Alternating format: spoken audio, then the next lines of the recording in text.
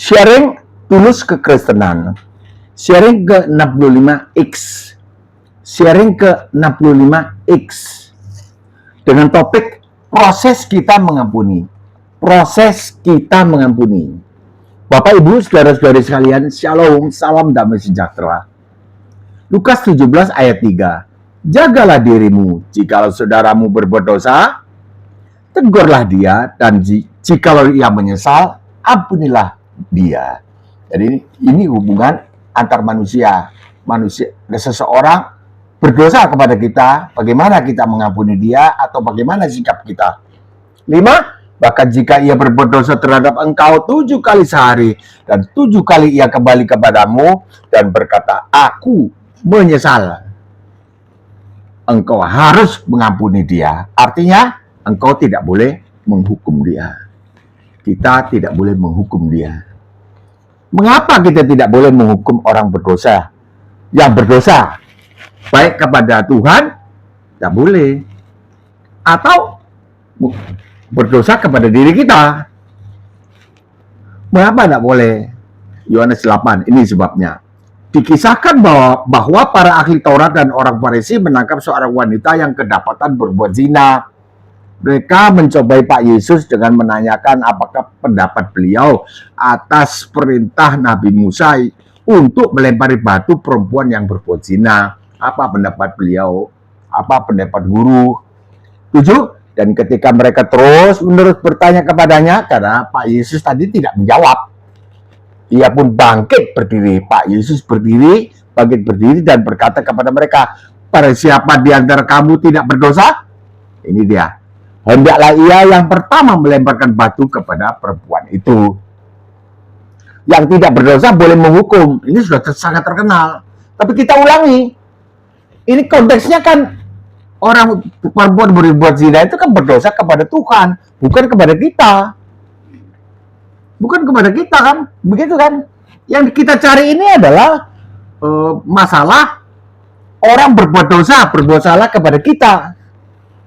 Ampunilah kami akan kesalahan kami, seperti kami pun mengampuni yang bersalah kepada kami. Itu kan di doa Bapa kami. 7. Dan ketika mereka terus-menerus bertanya kepadanya, kepada Pak Yesus, ia pun bangkit berdiri dan berkata kepada mereka, "Barang siapa di antara kamu tidak berdosa, hendaklah ia yang pertama melemparkan batu kepada perempuan itu." Jadi yang boleh pertama melempar batu itu orang yang tidak berdosa. 9. Setelah mereka mendengar perkataan itu, pergilah mereka seorang demi seorang. Mulai dari yang tertua, akhirnya tinggallah Yesus seorang diri dengan perempuan itu yang tetap di tempatnya. Ini sudah bolak-balik kita dengar kisah ini. 10. Lalu Yesus bangkit berdiri dan berkata, "Hai perempuan, di manakah mereka? Tidak adakah seorang yang menghukum engkau?" 11. Jawab perempuan, "Tidak ada Tuhan." Lalu kata Yesus, "Aku pun tidak menghukum engkau. Pergilah dan jangan berbuat dosa lagi mulai dari sekarang." Dari kisah yang sudah sangat terkenal ini, kita memperoleh pengetahuan bahwa seseorang tidak diperkenankan menghukum orang lain yang berdosa. Oleh sebab semua orang sama-sama berstatus orang berdosa. Orangnya kan pergi semua. Tidak boleh. Menghakimi boleh. Menghukum tidak boleh. Menghakimi, ini dia kedapatan berbuat zina. Menghakimi. Pak Yesus diam saja. Tapi ketika mau melempar batu, ini Pak Yesus kemudian bereaksi bahwa yang tidak berdosa saja boleh pertama kali. Yang berikutnya boleh orang berdosa. Yang pertama kali melempar harus orang yang tak berdosa. Kita sudah tahu hanya Pak Yesus yang tidak berdosa, yang boleh menghukum orang berdosa. Tapi beliau tidak menghukum, melainkan menggantikan hukuman kita, orang berdosa. Perempuan itu berbuat zina, Pak Yesus yang dianggap berbuat zina, dihukum di atas kayu salib, menggantikan perempuan ini. Mbak jadi melenceng kemana-mana. Ini kalau tidak pakai naskah, Mbak suka keluar. Lalu bagaimana selanjutnya? Apa yang akan kita lakukan? Kita tidak boleh menghukum ya orang yang bersalah kepada kita tadi. Nggak boleh, kita sudah janji, ampunilah kami akan kesalahan kami ya Bapak, seperti kami pun mengampuni yang bersalah kepada kami, kan begitu. Lalu bagaimana selanjutnya, apa yang kita lakukan? Nah, ini proses mengampuni musuh kita ini bagaimana? Proses di dalam hati dikerjakan di dalam doa. Satu, kita sakit hati kan? Karena ada orang yang berbuat jahat kepada kita. Tidak mungkin lah orang tidak sakit hati. Itu ke orang yang akan membaikkan dirinya sendiri. Saya kalau ada orang berbuat, saya tidak sakit hati. Dia tidak punya perasaan atau dia bohong kan? Dia berkata tidak benar. Masa dia tidak punya perasaan? Dua, kita ingat dan sadar bahwa kita sama-sama berstatus orang berdosa dengan musuh kita tadi. Kita tidak diperkenankan menghukum dia. Kita tidak boleh menghukum. Dia berbuat salah, kita tidak boleh menghukum dia. Tiga, kita ingat dan sadar bahwa mata ganti mata, gigi ganti gigi, hukum Taurat lama sudah tidak berlaku lagi. Ketawa karena geli. Itu kan bahasa sendiri yang berlaku lagi. Sudah praktek 30 tahun ini. Rasanya saya mau rudal saja. Rudal ya dengan kutuk. Kutuk kan setel. Wow. Kutuk. Santet. Oh, itu setan punya, iblis punya produk. Kita ingat dan sadar, mata ganti mata, gigi ganti gigi, hukum Taurat lama sudah tidak berlaku lagi sejak Pak Yesus wafat di kayu salib. Matius 5:38. Kita tidak boleh membalas. Membalas itu membalas tadi, mata ganti mata, gigi ganti gigi, nggak boleh. Kita ingat nomor 4 dan sadar bahwa Pak Yesus juru selamat kita yang menggantikan hukuman kita di atas kayu salib bersabda, janganlah kamu melawan orang yang berbuat jahat kepada kamu, melainkan siapa yang menampar pipi kirimu, kiri ya, berilah juga kepadanya pipi kananmu, atau balik-baliklah. Kita disuruh bertahan, jangan melawan, kan bertahan. Tidak berhenti, jangan membalas, jangan. Kasih kiri, kembali kiri, kasih kanan, artinya ngalah. Tahan. Saat menghadapi kejahatan musuh kita, orang yang mengiring Tuhan Yesus, sungguh-sungguh, saya yakin setiap saat akan kena mata pelajaran ini, sudah lewat ini, tinggal yang berikutnya, mengasihi musuh, itu yang masih bergumul. Di tahap ini kita baru sampai ke tahap berjuang menuruti roh kita. Bukan menuruti daging, tapi menuruti roh. Berjuang kita. Di dalam doa. Sesuai dengan kehendak juru selamat kita. Ini sudah bagus. Nanti kita bergerak sampai kepada fakta. Sebab Yesus Kristus mati di atas kayu salib, fakta. Kita diselamatkan oleh fakta perbuatan Allah. Bukan diselamatkan oleh teori agama. Bukan. Maaf ya. Kita lanjutkan. Goal kita adalah sampai pada kenyataan. Yaitu kita mengampuni orang yang bersalah kepada kita. Itu. Jadi bukan hanya berkhayal. Sebelum kau minta maaf, saya sudah maafkan. Betul kemai anjo. Dari mana itu? Itu kan seperti puisi. Bagaimana kita bisa memaafkan orang sebelum kita minta maaf? Padahal dia sendiri belum pernah dimaafkan, diampuni oleh Allah. Tidak mungkin. Tidak mungkin kan? Orang tidak pernah makan buah apel. Tidak mungkin kita bisa mengatakan, ya saya sudah mencicipi buah apel yang dari Malang itu manis. Bohong. Apel dari Malang kecut, asam. Di hadapan Allah, satu dosa kita kepada Allah, yaitu kita melanggar hukum Taurat, dianalogikan sebagai perkara pidana. Allah tidak bisa mengampuni dosa manusia. Pidana. Upah dosa adalah maut. Karena Allah Maha Suci. Kalau mengampuni dosa, bisa berakibat mencemari kemahasucian Allah. Tapi Allah tidak bisa, tidak menghukum dosa, harus menghukum dosa. Tidak bisa mengampuni dosa, tapi harus juga menghukum. Allah mengutus Yesus Kristus menggantikan umat manusia menjalani hukuman mereka.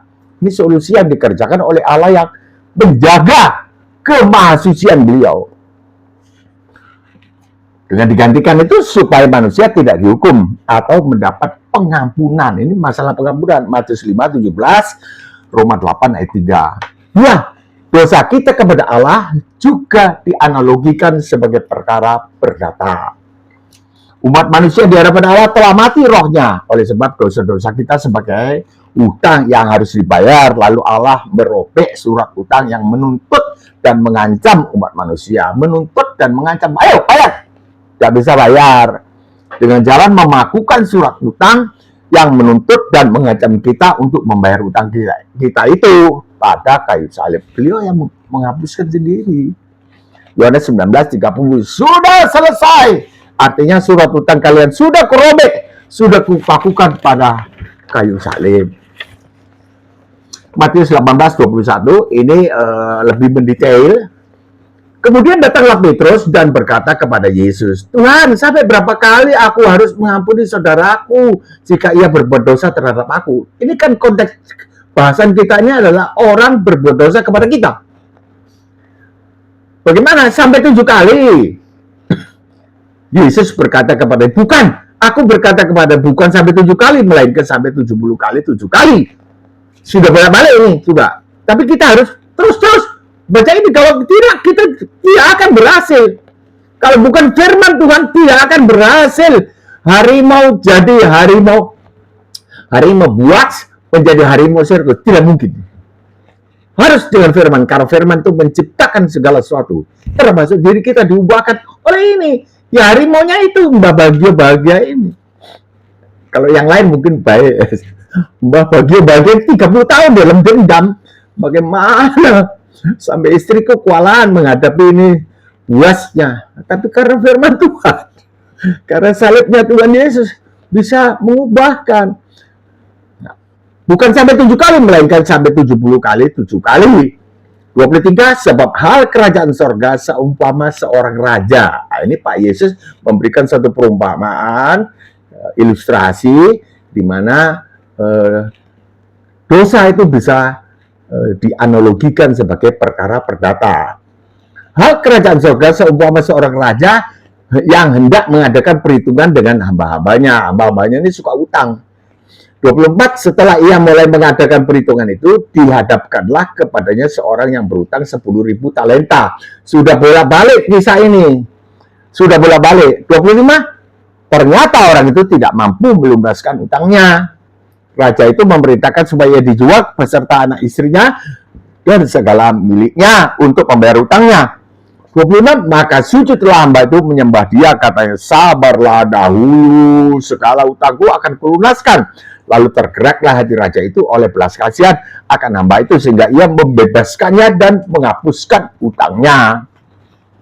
Tuhan sendiri yang menampil sebagai Pak Yesus ini sedang memberitahu kita bahwa dosa itu di hadapan Allah adalah sama dengan utang. Utang adalah perkara perdata. Tadi pidana, sekarang perdata. Utang ini dicatat oleh Allah. Kita umat manusia ini seperti hamba yang berutang 10.000 talenta yang tidak bisa membayarnya tadi. Namun Allah telah melakukan surat utang kita ini, memakukan surat utang kita ini di atas kayu salib dan telah merobeknya pada tahun 33 Masehi. Bas selalu membawa para pendengar, kita sekalian, Bapak Ibu Saudara sekalian, kepada satu fakta. Sebab ini sekarang banyak sekali orang Kristen pindah agama. Memang sudah dinubuatkan oleh Pak Yesus bahwa menjelang kedatangan anak manusia, kedatanganku, akan terjadi murtad. Ya, murtad dari Kristen keluar. Bukan pindah agama. Karena agama lain tidak ada faktanya. Keselamatan bagaimana? Ayo coba pakai tahun akhirnya. Tidak ada. Hanya ini Pak Yesus, Allah yang menjadi manusia. Disebut Pak Yesus ini. yang betul nyata terjadi pada tahun 1. Kalender kita, setiap kali kita melihat kalender kita, penanggalan kita di tembok, tahun apa itu? 2024, tahun Masehi. Tahun Masehi tahun 1-nya itu Yesus Kristus Isa Al-Masih dilahirkan. Tapi sebelumnya kan sudah ada beliau dilahirkan. Maka tidak ada istilah lain, bah bukan orangnya teologian, numpang lewat rahimnya Santa Maria. Engkau akan hamil dari Roh Kudus. Itu dia. Namun Allah telah memakukan surat utang kita umat manusia di atas kayu salib dan telah merobeknya pada tahun 33. Sudah dirobek. Selesai. Selamat kita. Tidak ditagih. Kalau mau kita dibayari utangnya ini. Dirobek sah. Enak. Agama kita bukan teori. Jadi jangan pindah. Kalau pindah saya pikir tidak cerdas ya. Coba dong, kita sudah selamatnya apa selamatnya? Kalau agama kan, ya mungkin ya bagaimana ya? Mbak nggak ngerti, nggak boleh masuk ke sana, Mbak. Tapi kalau dia bilang mudah-mudahan selamat, saya pikir tidak pintar orang membuang yang pasti mengganti dengan yang mudah-mudahan. Mudah-mudahan selamat, karena itu kuasanya Allah. Iya, Allahnya bagaimana? Allahnya semena-mena kan, kalau bilang kuasanya Allah, otoritas. Ya mau-maunya, kalau dia mau membinasakan orang, ya dibinasakan. Saya pikir, aduh sudah nih. Pokoknya Mbak nggak mau ikut-ikut campur ke sana. Nah, Kolose 2:13. Kamu juga dahulu mati oleh pelanggaranmu, telah dihidupkan Allah bersama-sama dengan Allah, dengan Dia, dengan Yesus. Sesudah Ia mengampuni segala pelanggaran kita dengan menghapuskan surat utang. Surat utang kita dihapuskan. Mengampuni pelanggaran dengan menghapuskan surat utang. Yang oleh ketentuan-ketentuan hukum mendakwa dan mengancam kita. Dan itu, dakwaan itu ditiadakannya, dihapuskan dengan memakukannya pada kayu salib. Pada saat Yesus Kristus wafat di kayu salib, surat utang kita sudah dirobek. Dan Allah menghapuskan surat utang kita dengan memakukannya di kayu salib. Kita, para penonton video ini beserta Mbah, belum dilahirkan saat itu. Namun surat utang kita sudah selesai dirobek. Dan hutang kita sudah dilunaskan oleh Allah pada tahun 33 Masehi. Kalau Mbah langsung saja terima, saya mau. Seperti mertua aku bilang, enggak, saya mau. Ketika kita mendengar berita kebenaran Allah telah menghapuskan hutang kita, dan kita memberi respon positif, menyatakan, mau dihapuskan hutang kita oleh Yesus Kristus di atas kayu salib, maka terhapuslah hutang kita itu di hadapan Allah oleh iman kita. Nah, kalau orang punya hutang, datang kepada orang yang punya uang, kan sungkan. Tapi kita sekarang nggak usah sungkan, karena beliau sendiri yang menghapuskan. Bilang terima kasih ya, bos, raja, kamsi apa. Sudah dihapuskan. Gak main-main. Boleh panggil papa lagi. Aduh, saya nggak ngerti orang kok harus bisa meninggalkan fakta, menukar dengan khayal. Tidak ada satu orang pun yang memberitakan agama lain bahwa di dalam agamanya itu bisa selamat. Pak Bagio ikut agamaku, selamat. Tidak ada. Belum pernah ada. Saya Mbah berumur 76 tahun. Dan memang tidak ada keselamatan lain selain di dalam Yesus Kristus. Hanya orang Kristen yang menginjili Mbah. Selanjutnya kita haruslah merobek catatan utang saudara kita. Sesama kita yang bersalah kepada kita. Ini kan yang kita bicarakan. Itulah arti daripada mengampuni kesalahan sesama kita. Seringkali kita mendengar khotbah, kita harus melepaskan pengampunan. Mungkin maksudnya ini. Mungkin. Ya merobek surat utang ini. Melepaskan pengampunan. Kalau melepaskan pengampunan, kita tidak punya stok pengampunan. Dilepaskan. Bagaimana? Tidak punya. Tidak punya. Kita hanya meniru saja. Meniru. Kalau kita meniru pengampunannya Allah kepada kita, dengan mengutus Yesus Kristus menggantikan, kita tidak bisa menggantikan dosanya seseorang musuh kita, itu tidak bisa. Tidak bisa. Itu tidak bisa. Yaitu Pak Yesus memberikan jalan ini. Perdata itu bisa dengan merobek. Sering kali kita mendengar khotbah kita harus melepaskan pengampunan. Mungkin maksudnya itu ya. Tapi Mbak sendiri tidak bisa mempraktikkan melepaskan pengampunan. Kalau Mbak ini hobinya burung merpati. Kalau melepaskan burung merpati dari kandang, bisa saya. Bisa. Kita tidak tahu bagaimana maksud para pengkhotbah itu melepaskan pengampunan. Baik pengkhotbah pria maupun wanita. Tadi Pak Yesus telah memberitahu caranya mengampuni di dalam perumpamaan tadi. Itu tadi 10.000 talenta dengan orang yang punya utang 100 dinar. Yaitu dengan cara merobek catatan utang kesalahan. Sesama kita manusia. Tindakan merobek surat utang ini terjadi ketika kita tutup mata. Kalau nggak bisa. Dan meresapi dengan memandang surat utang kita telah dirobek pada tahun 33 Masehi oleh Allah dengan memaku Yesus Kristus di atas kayu salib. Mesti dan doa. Sebab ini roh. Kita berhadapan dengan roh. Roh sama setan, iblis. Kita minta Roh Kudus berkuasalah atas saya. Bukakan mata pikiranku. Baru bisa. Kalau tidak berdoa nggak bisa. Pasti dikendalikan oleh iblis. Karena sebab dunia ini sekarang dikuasai oleh iblis. Lukas 4 ayat 5. Sebab segalanya itu telah diserahkan kepadaku. Kembali. Kita pun setelah memandang itu, kita pun meniru. Sudah dirobek, kita meniru. Merobek catatan kesalahan sesama kita. Kita mengampuni dia. 30 tahun. Kalau lewat mobilku, saya naik mobil, supir yang mengendalikan, stop. Saya membuka itu pintu. Labrak itu orang. Kalau bukan karena ini, sudah habis pidana akhirnya kan. Nah, kalau takut pidana, urusan polisi. Kan begitu. Artinya dendam. Ada pembunuhan di dalam hati. Karena prakteknya belum, itu cuma itu saja kan.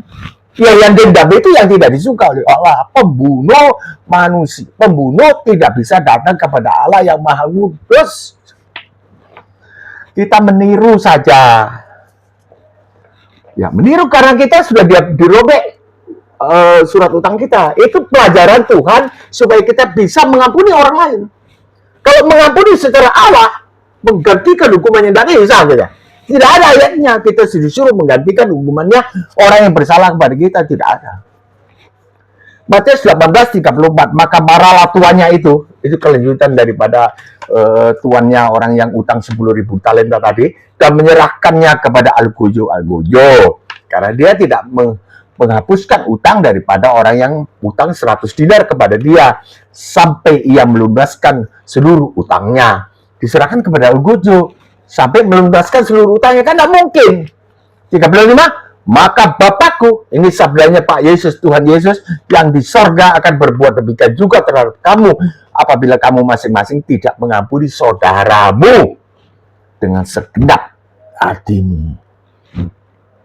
Kalau tidak mengampuni, diserahkan kepada Al-Gojo. Karena bilang, demikian Bapakku yang di sorga akan berbuat demikian juga.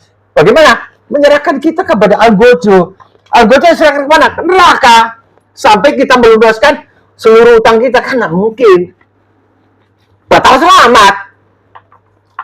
selamat karena tidak mungkin kita bisa melunasi utang kita kepada Allah sebaiknya, dan kita harus mengampuni musuh kita di tengah jalan, kehidupan ini. Kalau sudah mati nggak bisa kita dengan jalan merobek catatan utang atas nama dia, atas nama ini si anu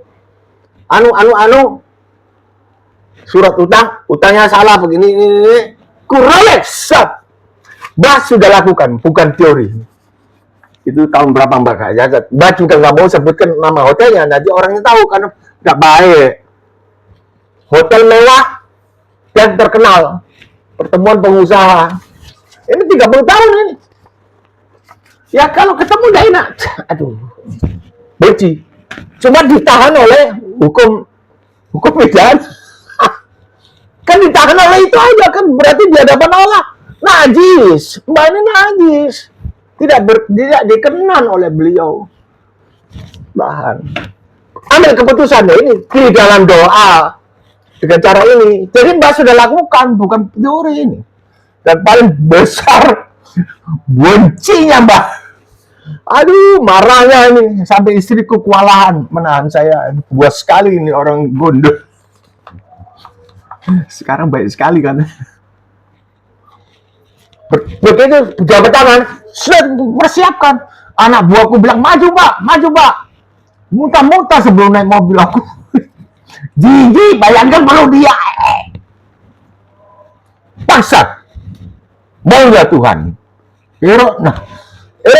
Maunya Tuhan. Engkaulah juru selamatku. Saya lakukan. Sampai ketemu di hotel, siap tangan. Terus ku tarik, ku peluk. Jadi kita harus tegas dengan rencananya, kehendaknya roh ini. Jangan dibiarkan lalu kehendak daging yang menguasai kita. Sudahlah yang Mbak sudah saksikan. Dan ini bukan main-main yang terjadi. Sekarang jadi sahabat tetap, sahabat yang baik. Waktu-waktu tetap kita pergi ke kafe, ngobrol-ngobrol. Sebab kalau kita tidak pelihara persahabatan ini, maka setan akan menumpangi lagi. Itu dulu dia berbuat begini, keterlaluan loh. Masa kamu diam saja? Nah ini ya, pendapatnya setan iblis yang menipu si Hawa dan Adam itu dulu di Taman Eden. Kesimpulan bahasan kita adalah bahwa dosa kita jika dipandang dari sudut perkara pidana, Sang Hakim Yesus Kristus telah menggantikan posisi kita menjalani hukuman kita di kayu salib, bukan mengampuni. Sudah Mbak bertalu-talu mendobrak ini. Dia bilang mengampuni, bukan. Kalau mengampuni maka Allah kita tidak kudus. Upah dosa harus dihukum. Upah dosa adalah maut. Kalau diampuni kan, ya nggak apa-apa. Berarti beliau tidak kudus. Allah lain mungkin begitu. Nggak boleh masuk ke sana. Tapi kalau jelas, kalau mengampuni, hanya Allah yang pengasih, penyayang saja. Pada Allah yang lain. Tidak ada Allah yang maha suci, penghukum dosa. Setahu Mbak ya. Setahu Mbak begitu.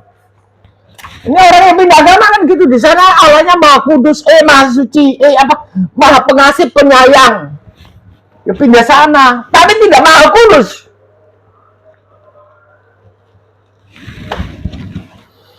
Diam sebentar. Sakit hati sih.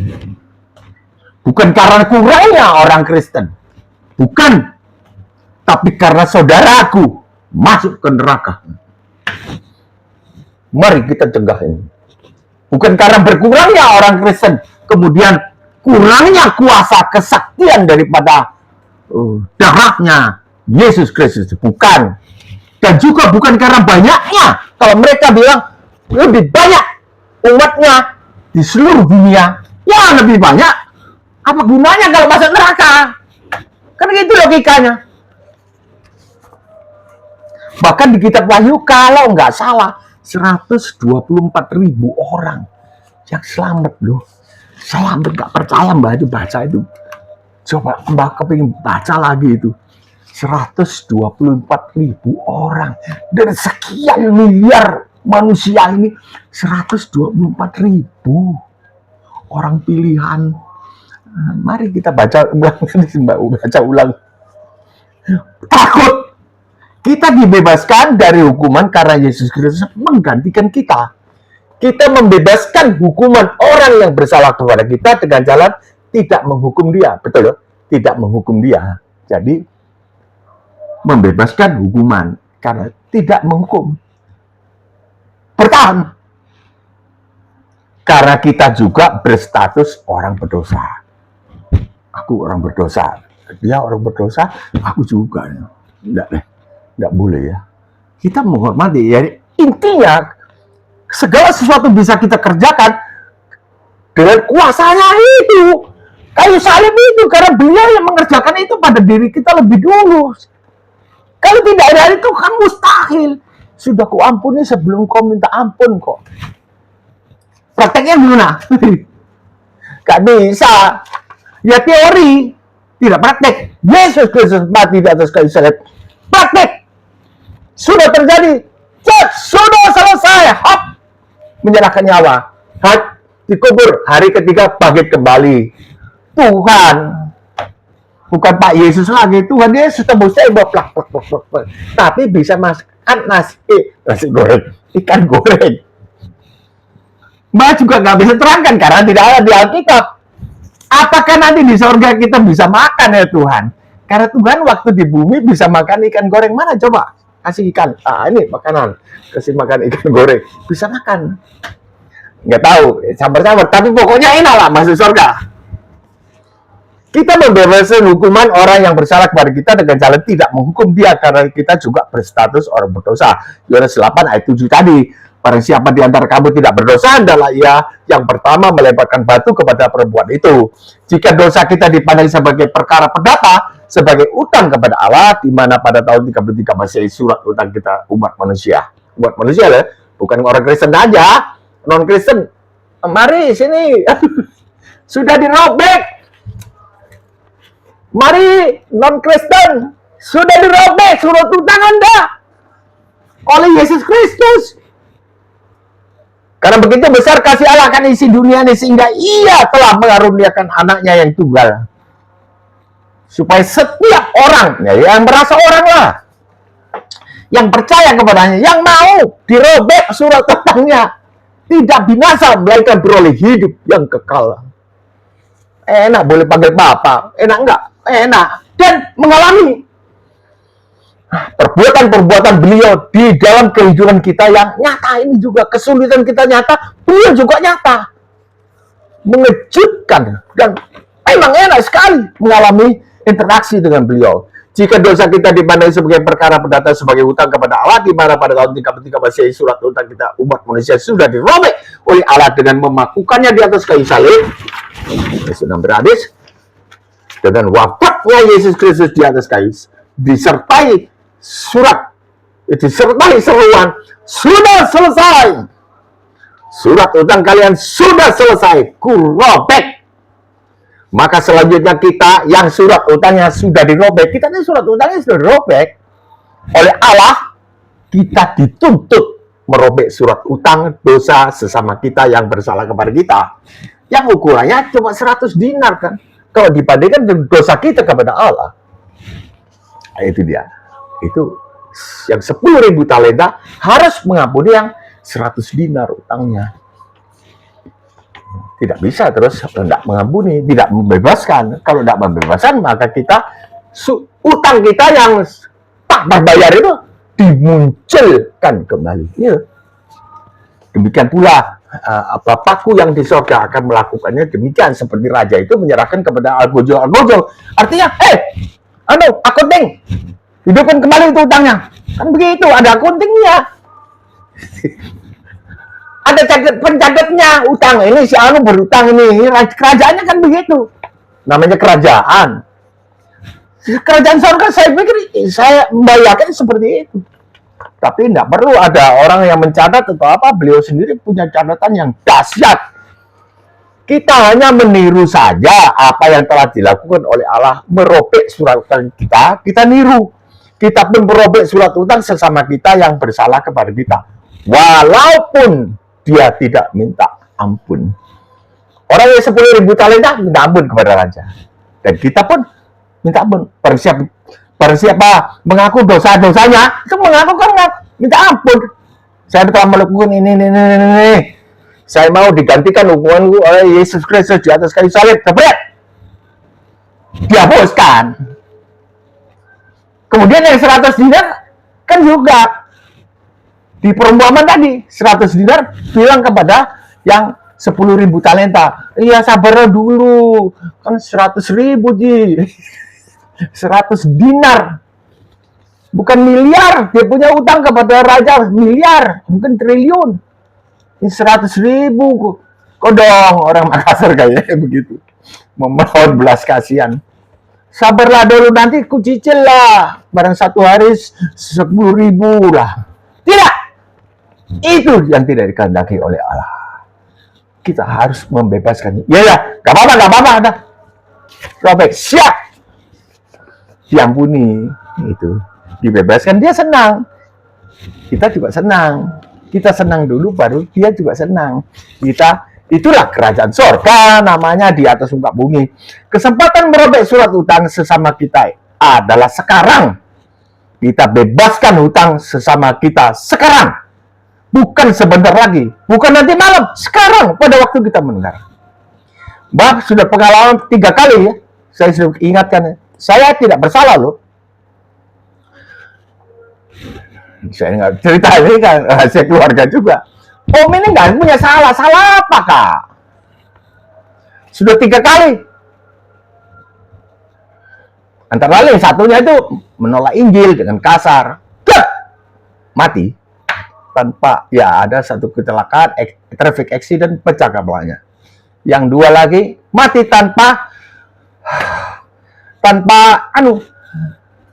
sebab yang nyata. Bawa ke dokter, satunya lagi, mati dalam waktu singkat.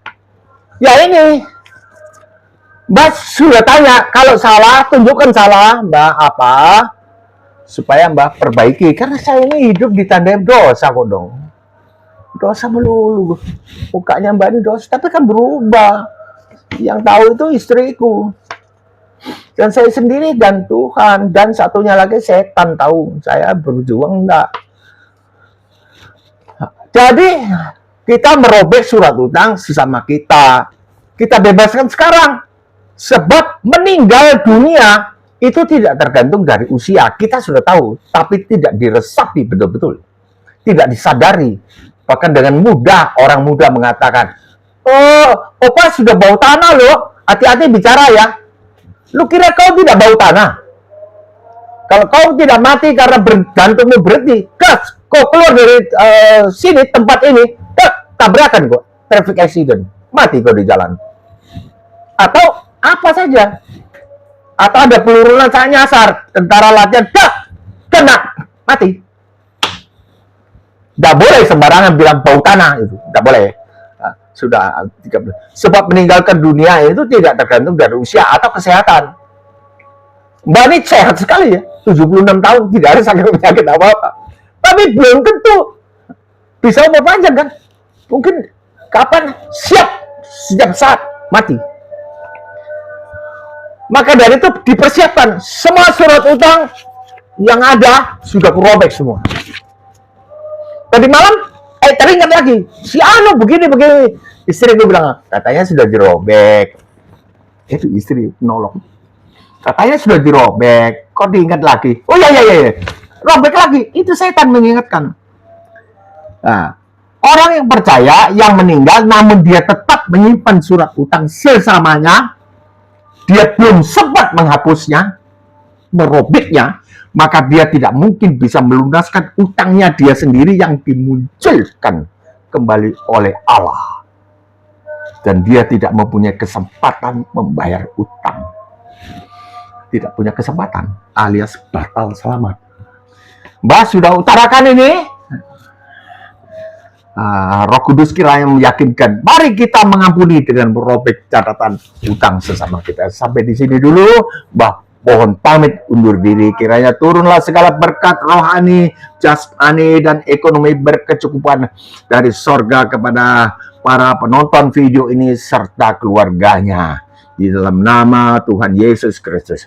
Jika berkenan berlangganan, tekanlah subscribe. Jika suka, tekanlah like atau jempol yang ke atas. Jika ingin menolong keluarga atau teman-teman yang lain mengenai hal ini, adalah bagikanlah video ini kepada mereka.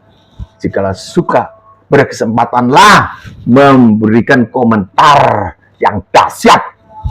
Ya, koreksi Mbak atau apresiasi Mbak. Sampai di sini dulu, sampai besok, insya Allah. Shalom.